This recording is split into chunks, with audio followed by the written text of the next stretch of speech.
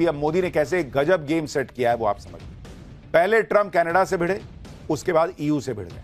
अब जब भारत ईयू के बाद कनाडा से डील करने वाला है तो अमेरिका को डबल झटका दिया गया है। और तो और हालत यह है कि अमेरिका को भी मालूम है कि वो भारत को इग्नोर नहीं कर सकता। भारत ने जैसे ही दूसरे देशों से व्यापार के लिए रास्ते खोले, वैसे ही अमेरिका भारत को पैक्स सिलिका में एंट्री देने के लिए आमंत्रित करने लगा। पैक्स सिलिका अमेरिका की अंतर्राष्ट्रीय पहल है जिसके तहत एआई और सिलिकॉन चिप्स के लिए भरोसेमंद सप्लाई चेन विकसित करना मकसद है। खबर है कि अगले हफ्ते भारत के विदेश मंत्री एस जयशंकर पैक्स सिलिका में शामिल हो सकते हैं। इस दौरान अमेरिकी विदेश मंत्री मार्को रूबियो की तरफ से आयोजित महत्वपूर्ण खनिजों पर एक अहम बैठक भी होगी जिसमें वो हिस्सा ले सकते हैं। नरेंद्र मोदी की डिप्लोमेसी का तोड़ अभी इनके पास भी नहीं है। अमेरिका को इस तरह से जवाब दिया कि वो खुद भारत के आगे पीछे घूम रहा है। नरेंद्र मोदी की इस डिप्लोमेसी का एक और उदाहरण देखिए। अमेरिका के दोस्त हो या फिर अमेरिका के दुश्मन, दोनों को कैसे साध रखा है। मुस्लिम देश लगातार इजराइल का विरोध कर रहे हैं, इजराइल भी ईरान को धमका रहा है, लेकिन पीएम मोदी ने दोनों देशों को साध रखा है। इजराइल के पीएम नेतन्याहू ने पीएम मोदी को न्योता भेजा है। बताया जा रहा है कि पीएम मोदी फरवरी में इजराइल जाएंगे। इधर भारत ने यूएन में ईरान को भी खुला समर्थन दे रखा है। ईरान अमेरिका का दुश्मन है और इजराइल अमेरिका का दोस्त है, लेकिन नरेंद्र मोदी ने बता दिया कि ग्लोबल पॉलिटिक्स में सबसे बड़ी बात होती है अपने देश का हित। तो भारत ईरान के साथ खड़ा हो गया। इसी तरह से आप देखिए कि सऊदी और यूएई आपस में लड़ रहे हैं और भारत ने यूएई से डील कर ली। दूसरी तरफ भारत ने सऊदी अरब से अपनी पुरानी दोस्ती को भी जारी रखा है। यानी तुम लड़ रहे हो तो लड़ो, मेरे दोस्त तुम भी वाला हिसाब चल रहा है। पूरी दुनिया भारत के साथ खड़ी होती दिख रही है क्योंकि दुनिया भारत की ताकत का लोहा मानती है। पूरी दुनिया कह रही है कि भारत दुनिया का पावर हाउस बन रहा है। यूएई के उद्योग मंत्री ने कहा है कि ग्लोबल एनर्जी का रिमोट अब भारत के हाथ में। यानी भारत की इकोनॉमी को रॉकेट बने हुए या भारत की रॉकेट बनी हुई इकोनॉमी को और ज्यादा गति पकड़ने से शायद ही कोई रोक पाए। लेकिन एक बड़ा सवाल है कि जब भारत इतनी तेजी से आगे बढ़ रहा है तो क्या इस तेजी से बढ़ते भारत में यूजीसी के काले नियम की जगह होनी चाहिए। पाठशाला में अब अगला चैप्टर, यूजीसी नियमों पर बवाल की बात पीएम मोदी तक पहुंची तो क्या हुआ। राहुल, ममता, अखिलेश कहां गायब है। बागेश्वर बाबा ने यूजीसी के सवर्ण विरोधी नियमों की पर्ची खोल दी। अब सुप्रीम कोर्ट से बड़ा फैसला आएगा क्या। बीजेपी के अंदर बगावत, 1 फरवरी को भारत बंद, यूजीसी विरोध की आग बंगाल यूपी में ममता अखिलेश को फायदा दे देगी क्या। देखिए, यूजीसी के नए नियमों को लेकर बवाल खत्म नहीं हो रहा है बॉस, और तेज हो रहा है। लेकिन बवाल छोड़िए, सवाल यह है कि नेता खुलकर क्यों नहीं बोल रहे। सरकार कौन बात का इंतजार कर रही है, यह समझ में नहीं आ रहा है। भर दुनिया को दिख रहा है, सोशल मीडिया से लेकर सड़क पे हंगामा चल रहा है, सरकार कहां है। बागेश्वर बाबा से लेकर कुमार विश्वास, मनोज मुंतशिर गीतकार जो हैं, सब यूजीसी के नए नियमों पर बेबाकी से बोल रहे हैं। बीजेपी के अंदर कुछ लोगों ने अब विरोध की आवाज तेज करनी शुरू की, लेकिन बीजेपी के बड़े नेता कहां गायब है।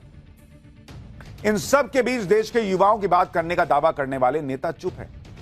और सिर्फ बीजेपी के अंदर ही नहीं, आप देखिए यूजीसी के नए नियमों पर राहुल गांधी चुप्पी साधे बैठे हैं, प्रियंका वाड्रा कुछ नहीं बोल रही, ममता बनर्जी ने भी चुप्पी साध रखी है। और सवाल है कि क्या ये वोट बैंक के लिए खामोश हैं, क्योंकि भाई ये लोग तो फिलिस्तीन तक पे बोल देते हैं, वहां के लोगों पे अत्याचार दिखता है, अपने देश के जनरल कैटेगरी के लोगों के साथ क्या हो रहा है इन लोगों को नहीं दिख रहा है। दूसरी तरफ अब सरकार धीरे धीरे एक्शन में आ रही है, ऐसा कहा जा रहा है। यूजीसी के नए नियमों पर सरकार मंथन कर रही है। सुप्रीम कोर्ट ने भी बड़ी टिप्पणी कर दी है, आज उस टिप्पणी के बारे में आपको बताऊंगा।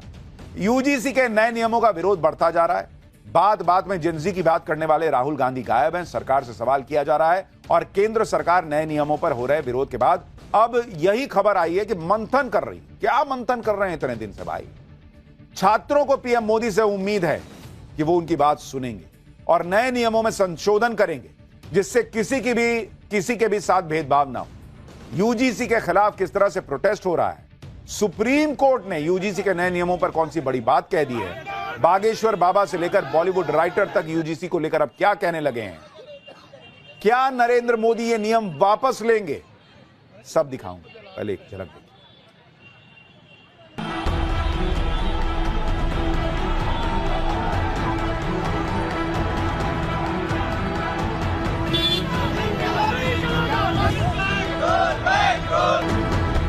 यूजीसी ने कुछ गलत नहीं किया है।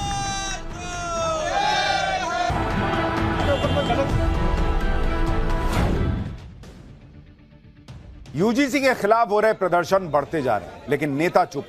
जबकि आप देखिए कि साधु संतों के साथ हर फील्ड के बड़े चेहरे इसके विरोध में आ रहे हैं। कुमार विश्वास ने एक कविता के जरिए विरोध किया, साधु संत खुलकर बोल रहे हैं और अब कथावाचक बागेश्वर बाबा ने भी यूजीसी के नए नियमों पर बड़ी बात कही। बागेश्वर बाबा ने कहा कि यूजीसी का मुद्दा बहुत चर्चा में, देश में असमानता नहीं होनी चाहिए। बागेश्वर बाबा ने सरकार से अपील करते हुए कहा कि भारतीयों को बांटा न जाए बल्कि जोड़ा जाए। बॉलीवुड लेखक और गीतकार मनोज मुंतशिर ने भी यूजीसी के नए नियमों का विरोध किया। मनोज मुंतशिर ने कहा कि 21वीं सदी जातियों की विदाई का समय है भाई। उन्होंने पीएम मोदी से अपील की कि नए नियमों को वापस ले लीजिए। हर तरफ से यूजी के खिलाफ प्रोटेस्ट हो रहा है, नए नियमों को वापस लेने की मांग हो रही है, लेकिन राहुल गांधी और प्रियंका वाड्रा के साथ साथ ममता बनर्जी सब खामोश। क्या इन नेताओं को सड़कों पर प्रदर्शन कर रहे सामान्य वर्ग के लोग नहीं दिखते?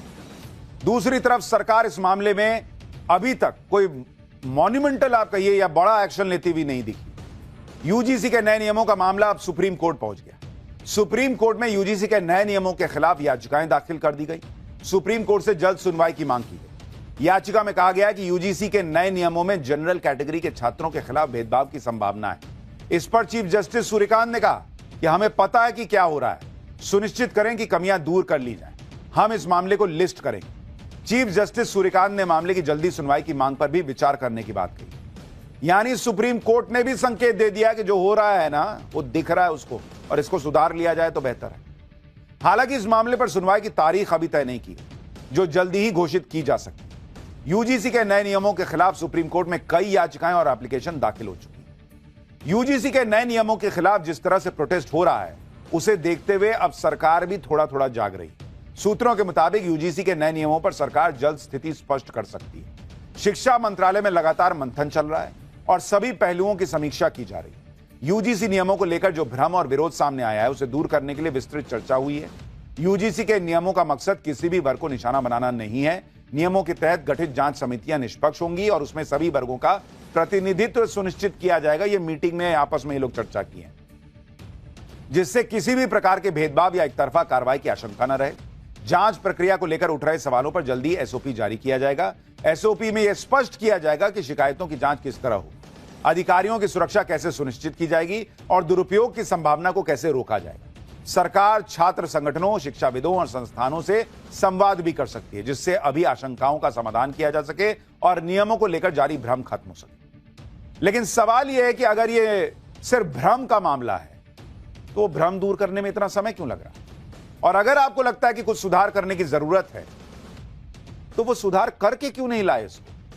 आपको मतलब जो चीज पढ़ के नॉर्मली लोगों को समझ में आ रहा है कि भाई ये मामला तो गड़बड़ा जाएगा, आप इतना बड़ा नियम ले आए, आपको समझ में नहीं आया कि ये क्या कांड होने वाला है। और जबकि आप खुद कहते हैं कि एक है तो सेफ है, आपको नहीं दिखा कि इस बिल में हम एक नहीं रहने दे रहे हैं, हम अलग अलग करके देख रहे हैं। और अब बैठ के इसको कर रहे हैं तो टाइम पे टाइम निकले जा रहा है, विरोध बढ़ता जा रहा है। यूजीसी के नए नियमों के विरोध में मामला सुप्रीम कोर्ट पहुंच गया, लेकिन अभी भी राहुल गांधी और अखिलेश यादव से लेकर ममता बनर्जी तक इससे बच रहे थे। अब जाकर अखिलेश यादव की समाजवादी पार्टी का यूजीसी के नए नियमों पर दो तरह का रुख दिख रहा है। अखिलेश यादव कह रहे हैं कि कोई दोषी ना बचे और किसी निर्दोष को सजा ना मिले, जबकि राम गोपाल यादव कह रहे हैं कि यूजीसी ने कुछ गलत ही नहीं किया, जो नियम एकदम सही है। सुनिए जरा दोनों। सर, जो सवर्णों का प्रोटेस्ट चल रहा है, आप उसको क्या लगता है आपको? दोषी बचे नहीं, मैंने आपसे कहा दोषी बचे नहीं और निर्दोष फंसे नहीं, निर्दोष फंसे नहीं। यूजीसी ने कुछ गलत नहीं किया। यूजीसी ने जो अन्याय हो रहा था उसकी शिकायत करने के लोगों को मौका दे दिया, बस और कुछ नहीं। यानी ये खुद ही कंफ्यूज्ड हैं कि इनको कहना क्या है, करना क्या है। ये बातें इसलिए हो रही हैं क्योंकि इन्हें तो अपनी ओबीसी पॉलिटिक्स की चिंता है, जबकि नए नियमों को लेकर यही कहा जा रहा है कि आखिर नए नियमों में ओबीसी वर्ग को क्यों शामिल किया गया। दिल्ली यूनिवर्सिटी आर्ट कैंपस की तस्वीर देखिए, जहां छात्र लगातार प्रोटेस्ट कर रहे हैं। इन छात्रों का कहना है कि नए नियमों से कैंपस का माहौल खराब हो, किसी से दोस्ती करने, बात करने से पहले उसकी जाति देखनी होगी कि कहीं बुरा मान गया तो क्या ही कांड होगा। इन छात्रों का कहना है कि नए नियमों में ओबीसी को क्यों लाया गया है। सुनिए एक बार छात्रों। यहाँ पे लोग वाद विवाद करते हैं, बातचीत करते हैं, डिबेट करते हैं और जिंदगी भर के रिश्ते बनाते हैं। तो मुझे ये ध्यान रखकर दोस्ती करनी पड़ती है कि ये किस कैटेगरी का बच्चा है, उसे क्या बात करनी है, we people are really scared क्योंकि आपने हमें एलिनेट कर दिया है, अलग कर दिया है। मेरा उद्देश्य उसको, उसकी भावनाओं को हर्ट करना नहीं है, पर वो अचानक से ये डिसाइड कर ले कि आज मुझे इसको लेट्स से आज मुझे इसको मजा चखाना है या कुछ भी करना है। 28 राज्यों में 16 राज्यों में SC, ST और OBC की मुख्यमंत्री हैं, फिर भी आप बात करते हैं कि समाज में भेदभाव हो रहा है। SC एक्ट में आप देखते हैं सबसे ज्यादा जो अपराधी होते हैं या जिनके ऊपर आरोप लगते हैं वो OBC समाज से आते हैं। या तो वापस करें या इसमें संशोधन करें। जिस तरह से सामान्य वर्ग का प्रोटेस्ट चल रहा है उससे बीजेपी पर जबरदस्त दबाव बना हुआ है कि उसके नेता बोलें, और इसकी शुरुआत हो चुकी है। जो कल तक नहीं बोल रहे थे अब बोलने लगे हैं धीरे धीरे। बाहुबली नेता माने जाने वाले बृजभूषण शरण सिंह ने नए नियमों का विरोध कर दिया। बृजभूषण शरण सिंह ने कहा है कि ऐसे कानून की जरूरत नहीं है जो समाज को बांटता हो। बीजेपी के अंदर भी नए नियमों का विरोध हो रहा है। बीजेपी के कार्यकर्ता अपनी ही पार्टी के नेताओं को चूड़ियां भेज रहे हैं। कोई खून से पीएम मोदी को चिट्ठी लिख रहा है। लखनऊ में बीजेपी कार्यकर्ताओं ने अपने खून से पीएम मोदी को चिट्ठी लिख दी, मांग की कि नए नियमों को वापस लिया जाए। बीजेपी के कार्यकर्ता यह भी कह रहे हैं कि जब तक नए नियम वापस नहीं होंगे वो बीजेपी के लिए काम ही नहीं करेंगे। वहीं बीजेपी के बड़े नेता भी अब खुलकर बोल रहे हैं। वरिष्ठ नेता और राजस्थान के पूर्व राज्यपाल कलराज मिश्र ने कहा है कि नए नियम असंवैधानिक हैं, इनको वापस लिया जाना चाहिए। सबसे बड़ी चिंता नए नियमों के मिसयूज को लेकर है, जैसे SC, ST एक्ट का मिसयूज होता रहा है। यूपी के ललितपुर के विष्णु तिवारी पर उनके पड़ोसियों ने साल 2000 में SC, ST एक्ट का केस ठोक दिया। विष्णु तिवारी को गिरफ्तार करके जेल भेज दिया गया। कोई सुनवाई नहीं हुई, विष्णु जेल में पड़े रहे। जब इलाहाबाद हाईकोर्ट ने इस मामले पर गौर किया तो पूरी घटना की नई तस्वीर सामने आई। विष्णु को जिस जुर्म में सजा दी गई थी उस जुर्म का न कोई सबूत था, न कोई गवाही, न दलील। हाईकोर्ट ने सेशन कोर्ट के फैसले को बदला और विष्णु तिवारी को 2021 में रिहा किया गया। यानी 20 साल तक विष्णु तिवारी जेल में सड़ते रहे, वो भी एक ऐसे केस में जिसका कोई आधार ही नहीं था। 20 सालों में विष्णु तिवारी ने अपने माता पिता, 2 भाई खो दिए। विष्णु को माता पिता के अंतिम संस्कार में जाने के लिए पैरोल तक नहीं मिली। इस केस की पैरवी में विष्णु तिवारी की जमीन जायदाद सब बिक गई। SC, ST एक्ट के सारे केस गलत नहीं होते, कई मामले जेन्युइन होते हैं, लेकिन गलत केसेस की संख्या भी अच्छी खासी है। आप देखिए कि 2018 में Madhya Pradesh high court bar association ने एक सर्वे किया था और इसमें साल 2015-16 में फाइल हुए सभी SC, ST एक्ट केसेस को स्टडी किया गया। यह स्टडी राज्य के तीनों हाईकोर्ट और 90% डिस्ट्रिक्ट कोर्ट्स के केसेस पर की गई थी। इस स्टडी में पाया गया कि 75% मामलों में रिहाई हो गई, यानी केस फर्जी थे और दुरुपयोग किया गया। SC, ST एक्ट हो या फिर आरक्षण, इनका लक्ष्य समाज के पिछड़े लोगों को आगे लाना था।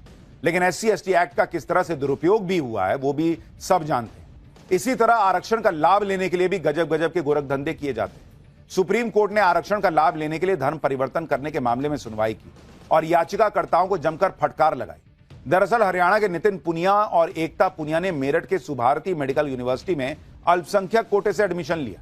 ये दोनों ही सामान्य वर्ग से आते हैं, लेकिन एडमिशन से पहले दोनों ने बौद्ध धर्म अपना लिया। एडमिशन के बाद दोनों का मामला नीट PG में अटक गया क्योंकि यूपी सरकार ने दोनों को अल्पसंख्यक मान्यता देने से इनकार कर दिया। इसके बाद दोनों ने सुप्रीम कोर्ट में याचिका लगाई, जहां उनकी याचिका को कोर्ट ने सीधे खारिज कर दिया। चीफ जस्टिस सूर्यकांत ने कहा कि आप अल्पसंख्यकों के अधिकार छीनना चाहते हैं क्या? ये एक तरह से धोखा है। आप देश की सबसे अमीर वर्ग में से एक है, परीक्षा से पहले बौद्ध धर्म अपना लिया। ऐसे तो हर कोई इसी तरह से धर्म परिवर्तन करने लगेगा। हमें और सख्त टिप्पणी करने के लिए मजबूर मत कीजिए। यानी अनगिनत उदाहरण है जहां कानून का दुरुपयोग होता दिखा है, और ऐसे में अगर सामान्य वर्ग कह रहा है कि बॉस इसका गलत इस्तेमाल हो सकता है तो सरकार को सुनना चाहिए। और यह सुनने में इतना टाइम क्यों लग रहा है, यह भी एक बड़ा सवाल है। कई लोगों को आप चर्चा कीजिए, लोग कहने लगे कि आप पिछले कुछ दिनों में देखिए बीजेपी ने कितने कांड कर दिए। पहले अरावली वाला मामला हुआ, उसके बाद आप देखिए नीट वाले में जो -40 वाला हुआ, उसी तरह से आप ये UGC वाला मामला देख लीजिए। ऐसे कई मामले हैं। क्या बीजेपी कांग्रेस की राह पे चल रही है? क्या पब्लिक सेंटिमेंट दिखना बंद हो गया है? हिंदू एकता की बात करते करते हिंदू को बांटने का आरोप लग रहा है, आपको फर्क नहीं पड़ रहा क्या? सोचिए बॉस, समय निकला जा रहा है।